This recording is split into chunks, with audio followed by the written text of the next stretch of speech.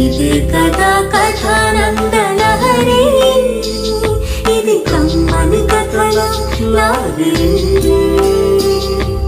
కమ్మని కలల లాహిరి, ఇది కమ్మని కథల లోహిరి.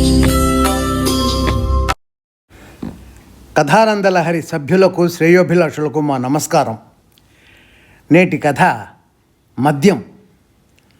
రచన సమర్పణ శిరావూరి మదన్ మోహన్. సాయంత్రం 6 గంటలకు డాక్టర్ ఆనంద్ కారులో తన క్లబ్కి వెళ్ళాడు. వాళ్ళని వీళ్ళని పలకరించి పరామర్శిస్తుంటే వాచ్మెన్ వచ్చి, సార్, ఎప్పుడూ తళతళలాడుతూ క్లీన్గా ఉండే మీ కారు చాలా మురికిగా ఉంది ఇవాళ. మా కుర్రాడితో చెప్పి క్లీన్ చేయించమంటారా అన్నాడు వినయంగా. దానికి అతని మిత్రుడు, బాబు, వాళ్ళ ఇంటికి రోజు వీళ్ళ కార్లు తుడవటానికి కుర్రాళ్ళు వస్తూనే ఉంటారు, వద్దులే అన్నాడు. అతన్ని వారించి, కారేగా తుడవని, ఎంత కావాలి అన్నాడు. మీ ఇష్టం సార్, ఓ 100 రూపాయలు ఇవ్వండి, బాగా వాటర్ వాష్ చేస్తాడు. సరేనని చెప్పి మిత్రులిద్దరూ బార్లోకి దూరారు. 2వ పెగ్గులో ఆలోచిస్తున్నాడు ఆనంద్. 3 సంవత్సరాల క్రితం తనకు తన భార్యకు ఒకేసారి 2 కార్లు కొన్నాడు, పక్క నంబర్లు.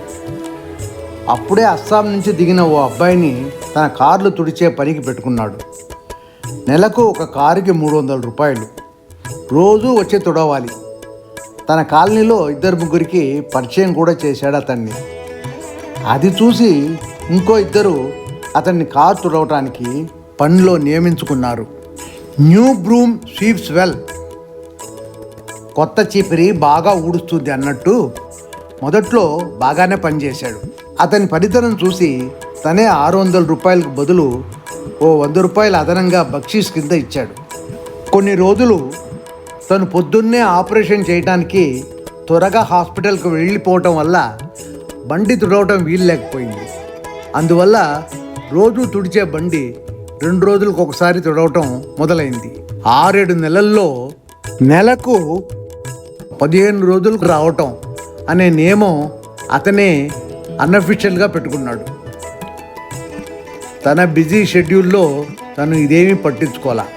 ఈ 3 సంవత్సరాలు వాళ్ళు సరిగ్గా రోజు రాలేదని మందలిస్తూ 2 సార్లు జీతం పెంచాడు. ఇప్పుడు అతని జీతం 500 + 500, 1000 రూపాయలు. బక్షీస్ ఇవ్వటం మానేశాడు. ఈ 3 సంవత్సరాలు దీపావళి, సంక్రాంతి పండగలకి స్వీట్స్ ఇవ్వటం, అప్పుడప్పుడు తన పాత మంచి చొక్కాలు, జీన్స్ ప్యాంట్లు ఇవ్వటం కూడా పరిపాటి అయిపోయింది. ఈ మధ్య అతని ఆరోగ్యం దెబ్బతిని నెలకు 5-6 రోజుల కన్నా ఎక్కువ రావటం లేదు. అడిగితే ఆరోగ్యం గురించి ఏదో సాకు తనకే, అంటే డాక్టర్కే చెప్తాడు.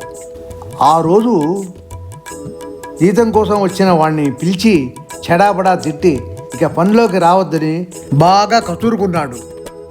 వాడు కోపంతో, నాకిచ్చే జీతంతో మీరే మేడలు, మిద్దెలు, ఇంకో 2 కార్లు కొనుక్కోండి సార్ అని ఉక్రోషంగా వెళ్ళిపోయాడు. 3వ పెగ్ కూడా పూర్తి చేసి బిల్లు చూసుకుంటే 2600. 6 పెగ్గులు సోడా, వాటరు, సైడ్ పే చేసి బయటికి వచ్చాడు. తన నల్ల కారు రాత్రి దీపాల కాంతిలో తళతళా మెరుస్తున్నది. వాడికి 100 రూపాయలు ఇచ్చి ఇంటికి బయలుదేరాడు ఆనంద్. కారు తుడవటానికి రోజుకి 100, అంటే నెలకి 3000. తను ఇచ్చేది ఆఫ్టర్ ఆల్ 500. తన ఒక్కరోజు బార్ బిల్లు 2000 చిల్లర. వెంటనే సెల్ ఫోన్లో ఫోన్ చేసి ఆ కార్ వాష్ అస్సాం బాయ్ని పిలిచాడు. రేపొచ్చి జీతం తీసుకుని ఇక రెగ్యులర్గా ఉద్యోగానికి రా అని చెప్పాడు మద్యం మైకంలో మర్యాదగా. అక్కడ తనకు జీతం రాలేదన్న కోపంతో లోకల్ సారా కొట్లో 2 పెగ్గులు వేసి డాక్టర్ భార్య కారు సైడ్ మిర్రర్ పీక్కుని పోయి అమ్ముకుందాం అనుకున్న అస్సాం బాయ్కి డాక్టర్ గారి ఫోను, అందులో అతడు ప్రేమగా చెప్పిన మాటలు కళ్ళల్లో నీళ్లు తెప్పించినాయి. బుద్ధి తెచ్చుకుని తనని తన మద్యం అలవాటుని నిందించుకున్నాడు. నమస్కారం. నేటి కథ మద్యం. రచన సమర్పణ శ్రీరావురి మదన్ మోహన్.